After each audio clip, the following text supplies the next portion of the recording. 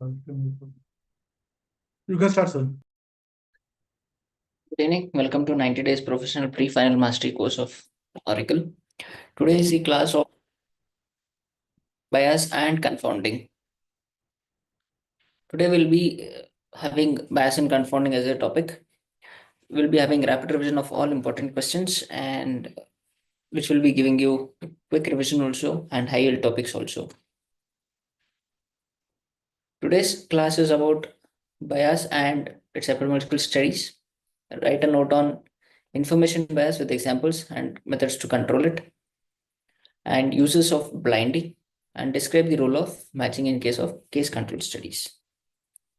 Auricle is a platform where you can have 5 modes of learning, that is recorded classes, live classes, practical sessions, and exam modules. Foundational classes that are recorded classes, it is a convenient way of learning, and you'll be having flexible learning environment with by our expert educators. In live classes, you'll be having in-depth knowledge of all 10-year past year questions, which are most commonly asked, and you'll be having very good live sessions where you can clear your doubts and concepts also. And in express exam module, you will be completing your complete syllabus in 20 hours, that is less than a day. You can revise it for your exams, and you'll be also taught about answer writing skills, okay, by our expert educators. You'll be having one-to-one doubts clearance session where you'll be interacting with the educators, and you can ask the doubts without any judgment or without any other kind of shyness or anything. You will have a student centric approach and a slave learning environment. And you will be getting a hard copy book sets when you are tired of listening or watching the screens. You can always go back to your books, and you will be having the same 10-year past question papers which are most commonly asked, and you will be getting a Viva OC polls also and many more in this videos. And you will be getting a question bank which is from 3 levels, that is from beginner to expert level, and customized question bank for prof exams, NEET PG exams, and as well as FMGA exams. And you'll be having practical sessions also, which gives you hands-on experience, expert guidance, and excel in practical examinations, where you can face your examiners with complete confidence. For this, you'll be having 4 subscription plans. That is foundation plan of 19,999, whereas advanced learning plan for 6 months, that is for 32,999, and complete learning plan for 59,999, and ultimate MBBS plan for complete course, that is complete medicine, for 1.9 lakhs. Do not worry, you'll be having a very good discounts. Please do use the discount codes displayed below for this. Okay. With this, we'll start our first question for today. That is selection bias and describe its impacts on epidemiological studies. This is a revision class for you because the bias is already been covered during the research methodology, that is epidemiological studies. Okay. What is selection bias? You know what is bias? Bias is a systematic error. Now we will get what is a selection bias. Selection bias occurs when there is a systematic error in selection itself, when you're choosing the participants or the study subjects, okay, such that the study population is not a representative of target population. What does it lead to? It leads to differences in the outcome. You might not get associations, or the results you may feel that results are distorted.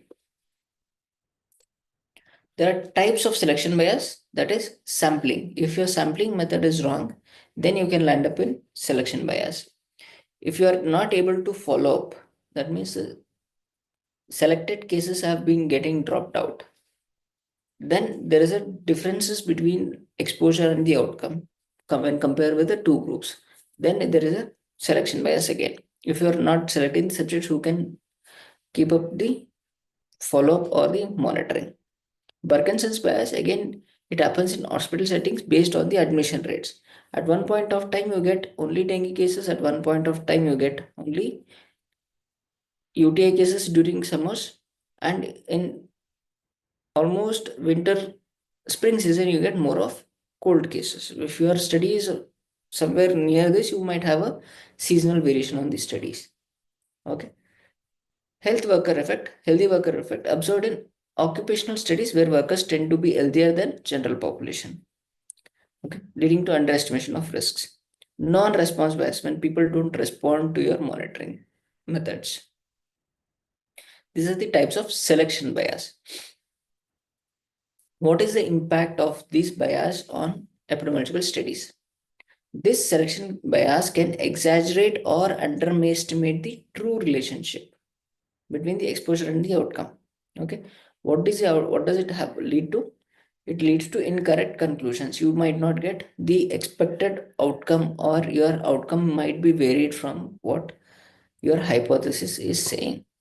Okay, in a case of smoking and lung cancer recruits from a cancer hospital, but controls are from general population. But the controls may also contain smokers. This inflates the association. Okay. Reduced generalizability. Results may not be applicable to the broader population if the sample is not representative. In selection bias. Erroneous public health decisions. It leads to decisions which are taken in a very hasty manner, which does not address the public health problem. Difficulty in adjustments, like you can't, there might be confounding factors, you will not be able to match them in the selections or during the data analysis. Okay, how do you minimize this? By random sampling during the randomization, during the selection of subjects, and following them up for the complete period, using strategies like weighting and sensitivity analysis to address the potential bias during analysis. Define clear inclusion and exclusion criteria aligned with research question, so that you don't miss the subjects or dropouts are more. Okay, this is about selection bias. Okay, you have to write 10 to 15 points. Definition, types of selection bias, what does it impact on, how to reduce it. If you write everywhere 3 points, you will be getting at least 12 points. Next, we have write a note on information bias with examples and methods to control it. What is information bias? Information is the thing which I asked from a study subject. That means the bias is occurring from the person who is giving me the information, that is a study subject. Okay. This occurs when there is an error in collection, measurement, or classification of data on exposure, outcome, or other variables in the study. Whatever the data is you are collecting is the information. Okay. So the bias is there from the data which I am getting from the study subject. Where all does it occur? The information bias. One, misclassification. What does misclassification mean? Incorrectly categorizing the individuals with respect to exposure and outcome. You are not selecting the people for the exposure and the outcome groups.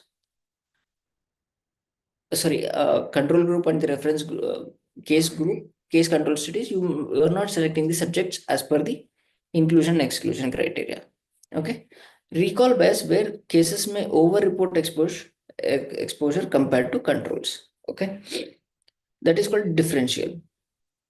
When misclassification happens between groups. Okay. Non-differential is misclassification occurs equally across all groups using poorly calibrated instrument for both case group in case control studies to the cases group as well as the control group. Recall bias, errors arise when participants do not accurately remember the past exposure. If someone asks what was my weight around in 2011, I don't might remember. Okay. Mothers with birth defects might recall prenatal exposures differently than mothers of healthy children. Okay, this is normal. Next, we have interviewer bias. Occurs when the interviewers collect data differently based on participants' exposure and outcome. Okay. For example, if I'm interested in diabetes, I concentrate more on consumption of foods which are leading to diabetes than hypertension. Okay. This is called interviewer bias. Observer bias arises when researchers' expectations influence their observations or measurements. Like radiologists interpreting the radiographic information based on the participants' known exposures.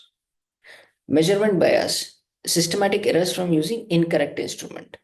Okay, this is usually common in blood pressure, cholesterols, estimating blood glucose, all these things.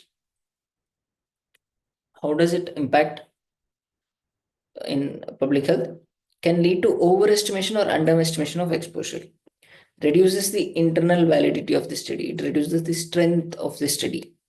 Difficult to detect or adjust during any analysis. So emphasizing the importance of prevention during study design. Examples of information bias: a cohort study on diet and cardiovascular diseases where participants underreport unhealthy consumption. I'm obese. If someone says that, are you consuming food outside? I would say no. Okay. I would say no, I am eating food every time in home itself. I am not uh, eating outside. Using self-reported height and weight to calculate BMI. This is the classical example. People don't remember their exact height and weight because height does not change, but whereas weight changes in a daily basis, at least 100 grams a day. There might be a variation of 50 to 100 grams a day, but people tend to say which they feel happy about, or more of height and less of weight. Inconsistent use of diagnostic criteria for outcome of assessment across study sites, that is observer bias. Uh, like when you are want to do a diagnosis based on the criteria 1, 2, 3, 4, we can say GCS. If you take a study that how many patients were intubated based on the GCS score, okay, the judgment based on the GCS score also varies whether to intubate the patient or not. So that is called as observer's bias. You might say that GCS score is 8 for someone, someone may say 10, or someone may say 8, 6. Anyway, before below 8, we have to intubate. But if someone says 10, then intubation is not required. This is called observation. GCS is made by observation and examination. This is called observer's bias. Because two doctors examining the same patient might, the GCS score may be 8 or 9. It may vary from doctor to doctor. How to control? One, standardize the data collection. Use the validated protocols or instruments to collect the data. Train interviewers to ask same kind of question and observe them uniformly. Okay. Blinding. Whom to blind? Blind participants, interviewers, or researchers to exposure outcome. Okay. You can do single blind, double blind, or triple blind. Use objective measures. Replace subjective assessment with objective ones, such as lab tests or medical records. Instead of asking subjective, get the recorded ones which are already there. It will reduce the bias. Pilot studies. Conduct of pilot studies will help you to refine the data collection tools. If you are missing any data, you can add in the major study. That is the main study. If you have already done the pilot study, you can omit the data which is not required, and you can add the information which is required. Getting data from multiple sources, cross verification of the information. Ask the patient, verify with the records. Okay. Minimize recall bias. Ask for short recall periods or provide memory aids like calendars or diaries, which is very difficult to get this. However, short recall questions can be asked. Ensure consistency. Whatever the criteria or protocol has been framed, that has to be applied to all on par. It should not be changed from people to people. Okay. This is how you control information bias. Next question we have the concept of confounding and techniques of to minimize it. We have already seen the concept of confounding and case control study. We'll see it again. Confounding occurs when observed association between an exposure and outcome is distorted by what? By the third variable known as confounder. There is a variable which is associated with exposure and outcome, which is not involved in your study, but it has an effect on your exposure also and outcome also. Okay.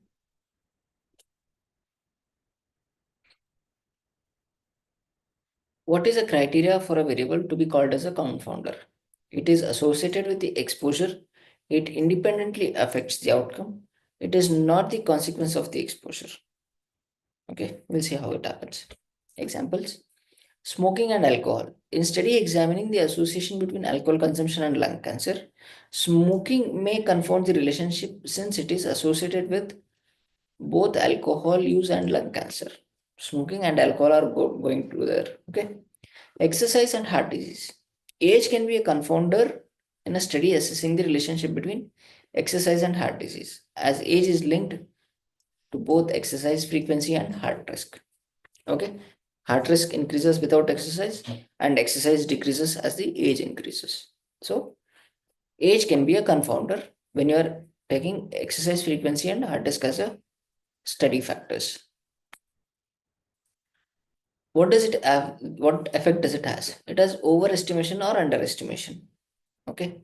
Confounding can exaggerate or mask true association between exposure and outcome. Like in exercise and heart disease, low exercise, high heart disease. But age is also a factor which is increasing the risk of heart disease, which is independent in nature.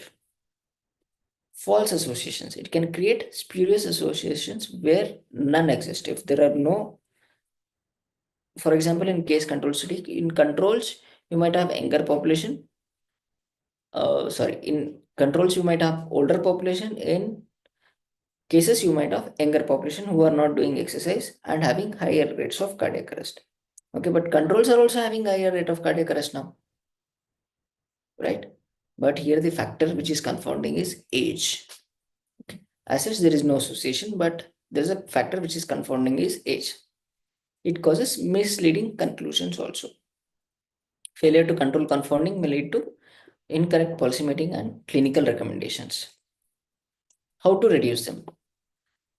When you are doing a cohort study, use randomization. Randomly assign the participants to exposure group and the control group equally so that people get randomly selected as a equal probability of getting into a exposure group or a control group. Okay. Next is restriction. Limit the study to a population of specific category or a specific race. Okay. You don't examine the cases of cardiac arrest with a control group of IT employees and athletes, which is a totally different scenario. You should limit the study to a specific category of the people. If you want to study the estimate of cardiac arrest or cardiac problems in the IT employees, take a control group in themselves. Okay. Limitation, it reduces generalizability, but still it reduces the confounding factor. That is matching. This is during study design. Okay. Matching. Pair the participants in exposed and unexposed groups. Matching with age, gender, or race, etc. Education, socioeconomic status, all this can be matched. During data analysis, again, stratification. Analyze the exposure outcome relationship with the subgroups of the confounder during the data analysis. Example, relationship between alcohol and lung cancer separately for smokers and non-smokers. Okay, yes, it is not practical for the case of multiple confounders, but you can do it in a subgroups. Multivariable regression use statistical models to adjust multiple confounders simultaneously. Advantage, efficient for handling many confounders. Standardization, adjust the rates of outcomes to a standard population structure to control confounders like age. Propensity score matching, this is a score representing the probability of exposure. It is commonly used in observational studies to mimic randomization. Okay. The next question is, explain the use of blinding in research studies and its significance in minimizing bias. Blinding, it is very simple as an English word. I don't know. I'm blind. I don't know what is happening, but I'm collecting the data. Okay. Blinding or masking is a methodological technique in research studies where individuals are unaware of group assignments. Like I'm collecting a data of two groups and I don't know which group is involved in treatment or which is in the placebo group. The purpose is to reduce the subjective biases that may affect study design, data collection, or analysis or interpretation. Even if I'm a study subject, I don't know. If I'm a study subject and I don't know whether I'm in a treatment group or a placebo group, that means single blind. I'm an investigator or a first level investigator from the patient, and the patient also doesn't know what is happening, but they are getting the intervention, and I also doesn't know what is happening. Then it is double blind. If the person who is next to me who is compiling the data also doesn't know what is happening, that is triple blind. Okay. Single blind, participants are unaware of which group their allocation and reduces placebo effects. Okay. Double blind, both participants and the researchers doesn't know who is in the intervention group or who is in the placebo group. Triple blind, participant, researchers, and data analysts. They doesn't know the information, what is happening, or which group they are analyzing. That is called triple blind. Significance, it reduces participant bias. Okay, participants are unaware of their assignment, so they're likely to less alter their behavior and they give the correct picture what is the symptoms they're expecting, what they're feeling. Okay, it observes in researchers. If I know the study group, I tend to observe for the particular symptom or the particular sign or a disease symptom instead of what we say assessing on par or equally or impartially. Okay. In a study on a pain relief, a researcher might estimate pain reduction in treatment group if they know the group assignment. So I don't know the which group is given drug and which is given placebo. So I'll ask the question for the pain assessment for all in the same manner. If I know, then I ask more leading questions to the intervention group who are taking pain relief drugs. Significance in minimizing of blinding and minimizing bias, it prevents performance bias, like a healthcare provider that might unconsciously give more attention to participants in the treatment group. Okay. Limited detection bias, a radiologist interpreting imaging results might be influenced knowing a patient's treatment status. So he might give the picture based on the treatment rather than the signs which are seen in the radiological imaging. Improves study credibility by reducing the bias. Okay. Challenges and limitations of blinding. Blinding may not be feasible in cases of you're doing more diet interventions or surgeries or physical therapies. You might get third person to examine them, which is very difficult. Unblinding risks, adverse events or side effects give away the blinding, and it involves a good cost as well as complex of the study is also high, because you will be treating the placebo group also on par, because even they don't know, they are thinking that they are also taking a drug. The cost of the study will go high. Strategies to ensure effective blinding: use placebo treatments thus that closely mimic the active intervention. Okay. Standardized procedures, training of researchers to reduce bias, use independent assessors or automated methods for outcome evaluations. Maintain blinding in statistical analysis by assigning group codes. Okay, like give a code apart from the patient ID. When you are take out the patient ID, give the code, and later you match the ID with the patient code later when you're doing the study on your own. Describe the role of matching in case of case control studies to control confounding. Okay. Matching is a technique used in case control studies to do what? To pair or group cases based on the confounding variables.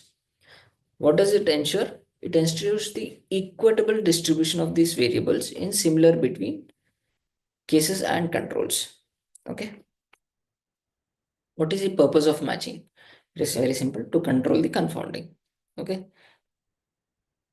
increases the study efficiency and facilitates comparison. What are the types of matching? Types of matching are individual matching and frequency matching. Each case is matched with each case. I have 45-year-old female in this group, I will take a 45-year female in the control group also. If I'm taking a female, I'm taking a female there also. If I'm taking a patient who is uh, grade 1 socioeconomic status, I'll take a grade 1 socioeconomic status there in the other group also. I will match with each other. Whereas frequency matching, it is done in groups. Like uh, 10 people of who are +2 in controls and 10 people of +2 in cases. Okay. 10 people of graduation in controls, 10 people of graduation in cases. I do the grouping based on many number, not individually. What is the advantages? Prevents confounding at design stage. It reduces the need for complex statistical analysis or adjustments. It improves efficiency in small studies and it simplifies interpretation also. Challenges and limitations of matching. Difficulty finding matches. You might not, there might be a match, there might not be a match at all. Overmatching, you have one and you have many on the other side. Okay. Inflexibility, once matched, the effects of matching variables cannot be analyzed by the independent predictors. Increased complexity, you have to do the logistical regression for this. How do we analyze? Standard statistical methods can be directly applied to match case control data, that is by logistic regression. Okay, it compares the exposure outcomes simultaneously. Paired statistical tests such as McNemus test for binary outcomes. If it is a single outcome, you can use logistic regression, conditional. If it is paired, then you can go for McNemus test. Example, relationship between obesity and type 2 diabetes mellitus. Cases individuals with type 2 diabetes, controls with individuals without type 2 diabetes. Okay, what you want to match here? You want to match age, sex, physical activity, and socioeconomic status. This ensures that any association observed between obesity and type 2 diabetes not confounded by these factors. Okay, you can ask, you can take vegetarian, non-vegetarian also. You can ask the type of food. Matching variables can be type of food consumed or frequency of non-vegetarian consumed. That also you can add in this. Coming to the MCQs, selection bias occurs when a study participants are not representative of the target population. Data collection methods vary across study groups. Exposure is misclassified due to recall bias, and randomization is applied very effectively. Study participants are not representative of the target population is the answer here. Information bias occurs due to non-representative study participants, errors in measurement of data collection, uncontrolled confounders lost to follow up in cohort studies. Answer is errors in measurement or data collection. That is information bias. Blinding in a study is primarily used to increase external validity, reduce observer bias, ensure participants are randomized, eliminate confounding to reduce observer bias. It increases the internal validity. Matching in case control study is used. Eliminate the need for controls, control for confounding variables, randomize the study groups, increase the sample size. It is for controlling for confounding variables. Matching in case of, okay, sorry, the same question. Confounding is best controlled by matching or randomization, using inappropriate controls, increasing sample size alone, excluding all outliers. Confounding is best controlled by matching or randomization. Loss to follow-up in a cohort study can lead to selection bias, information bias, confounding bias, all of the above. It is selection bias. The Hawthorne effect is a type of Selection bias, information bias, observe bias, or confounding. It is a information bias, unable to recall. Which method minimizes information bias?